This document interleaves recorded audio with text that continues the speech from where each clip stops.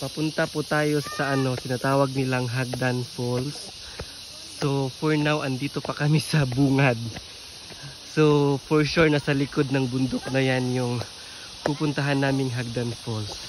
Yun yung mga kasama namin. Ayun. Medyo malayo-layo pa talaga.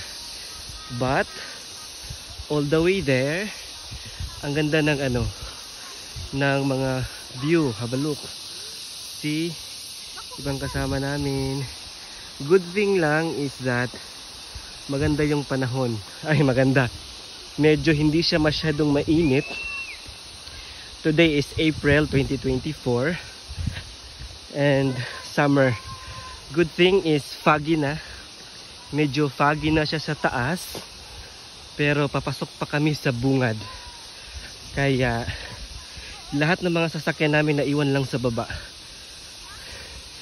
Kaya good luck sa amin. Ito muna for today. Mamaya na naman yung continuation kung saan talaga makakarating yung tinatawag nilang Hagdan Waterfalls. Sana po worth the wait po. Worth the walk, kumbaga. Dito po tayo sa Barangay Union, Sitio Ansay, Kaibiran, Biliran. Yan po. Ito po yung scenic view niya. Ayan. 0.5 po natin. Ayun. Okay, for the continuation, tapos na kami sa first part. Ito na po yung part 2. Papunta sa tinatawag nilang Hagdan Waterfalls. So, nasa private property na kami. Parang stony na yung area. Ito na yung kalabaw. Marami nang gano'n. Good thing is hindi lang talaga masyadong mainit kasi umulan a while ago. Yan po. Kaya pa. Medyo parang 10 minutes na ata yung walk namin. Ito po yung view niya. Ayoko na mag 0.5. May mga tour guide na kami. May mga sumama ng mga locals. Kaya for sure hindi na masyadong siya, creepy maybe. Kasi nga umulan. Ito po yung daanan. Hindi pa tapos yung ginagawa nilang tawag nito daanan or yung farm to market road. Yan. May mga kasama na po kami. So ngayon hinihingal na talaga ang person. Kaya mamaya update ko kayo kung saang part na ulit yung medyo hindi ako hinihingal. Talagang talaga siya, pataas sa patirik yung daan. Andun pa yung iba. For now, tingnan mo yung daan. Talagang napaka-exciting. Good luck. Continuation tayo sa part 3 papuntang Hagdan Waterfalls ng Barangay Union, Sitio Ansay, Kaibiran, Biliran. So, medyo malayo-layo na kami. Sabi ng mga tawag nito, mga tour guide namin o salubong namin is medyo malayo. Malapit na daw kami. Mga until tomorrow. So, ito po yung daan. Nakarating na kami sa parang ilog na to. So, for sure, ibig sabihin, malapit na yung waterfalls na sinasabi nila. Kasi nakaano na ako ng tubig. Pero, talagang stony area talaga siya. But, sana maganda. Pero maganda yun, for sure. Kaya, lakad-lakad muna. Part 3 pa tayo, ha? Kakat ko yung ibang video kasi napakahaba na. Madalobat na yung namin, camera. Kaya, sige, lakad lang muna. Hindi ko na mahabol yung mga kasamahan namin. Ang bilis nila. It's been a while na rin na hindi ako nakapag-walking. Kaya, ganon.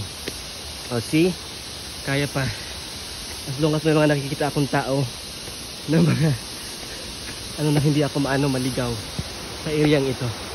Yun, see? Naririnig nyo ang ingay ng ng mga gangis kung tatawagin sa local. Tsaka yung naririnig nyo rin yung tawag nito, agos ng tubig. Okay, nasa part 4 na tayo ng video nito. Papunta sa tinatawag nilang Hagdan Waterfalls. So, parang malapit na kami.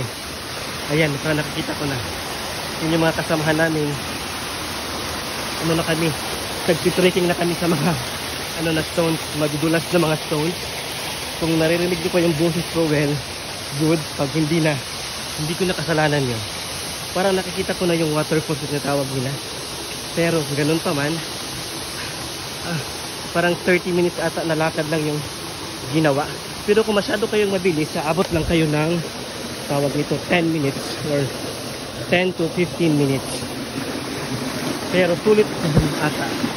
Sulit naman din yung lakad natin. Hindi ko na alam kung saan ako dadaan. Left or right. Napaka-ano ng stone. Tawag nito. Yung stone dito napaka-slidey. Sana hindi malaglag ko ngayon. Yan. Kung nakikita nyo yung mga kasamahan ko, andun na sa taas. Talagang malapit na kami sa hagdan-hagdan waterfalls na tinatawag nila. Ngayon pa man, bibilisan ko na yung lakad para nakikita ko na. Ayan. Kung nakikita nyo sa taas, yun po yung hagdan-hagdan waterfalls. Pero ako, focus lang sa kakasalita sa dinadaanan ko para hindi ako masyadong malaglag or madalinas or madulas yung Tagalog.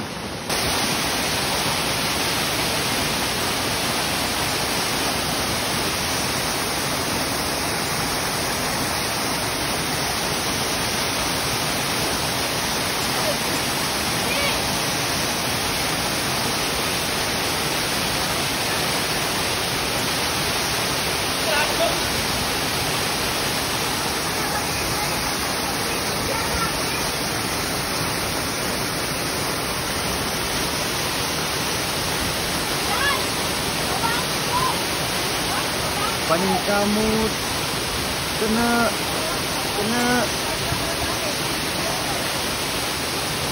mabukok yay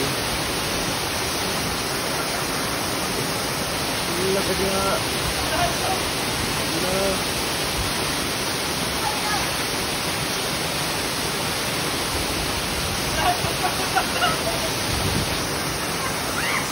sakit niya po.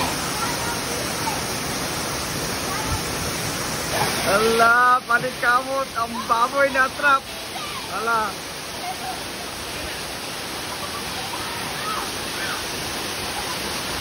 Ala. Ala.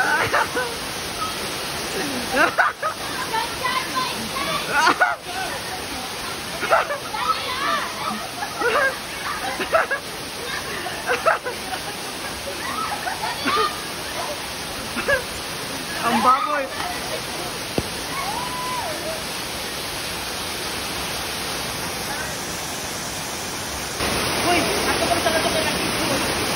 Bisa kayo magklaro. Ambak! Patay si Danjan. Ito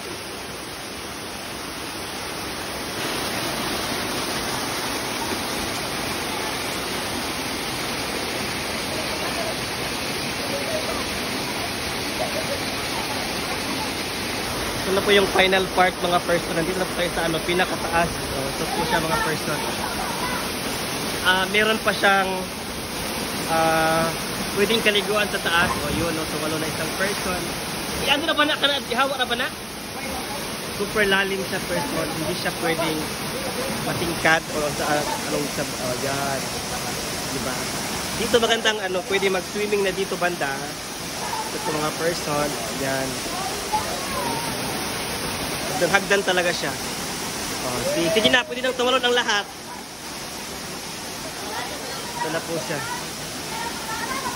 Ambak na ambak! Sige! Ito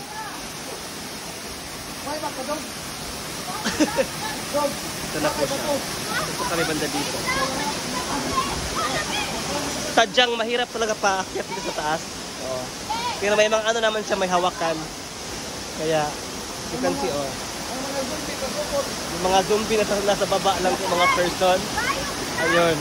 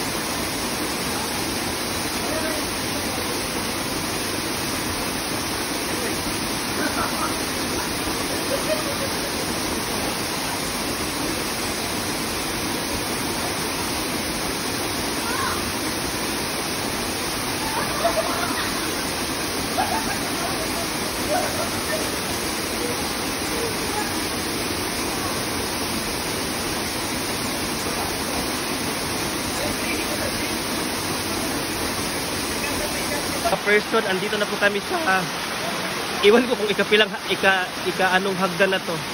Ito po yung daanan niya mga person. Yung kanina ang ganda ng view nasa baba. Yung pangalawang hagdan. Ngayon andito na kami sa ano.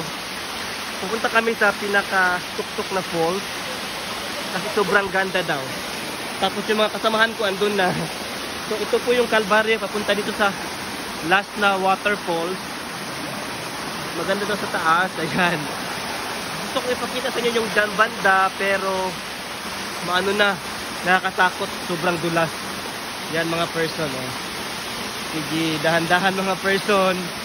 Wala lang tao natira doon sa mga gamit namin. Okay, punta na kayo doon. Hawak-hawak. Talagang ano siya, napaka-Calvario papunta dito. Madulas, tapos kailangan marami kang hahawakan just for you not to fall kasi lahat ng mamabagsakan mo is puro stone siya mga person. Yan, okay. Ito yung ano namin, ma'am. Yan, nakarating din siya sa wakas.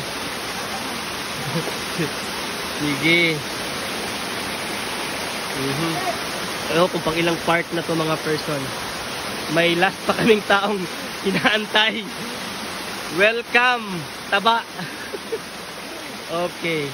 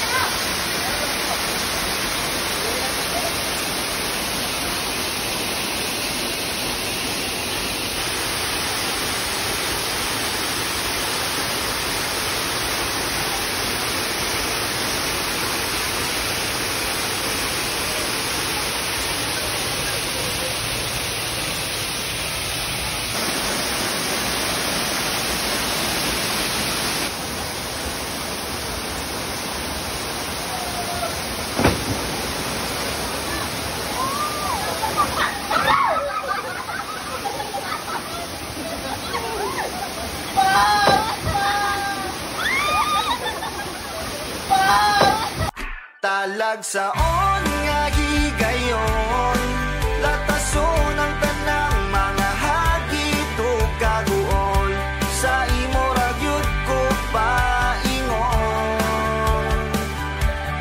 Ug sa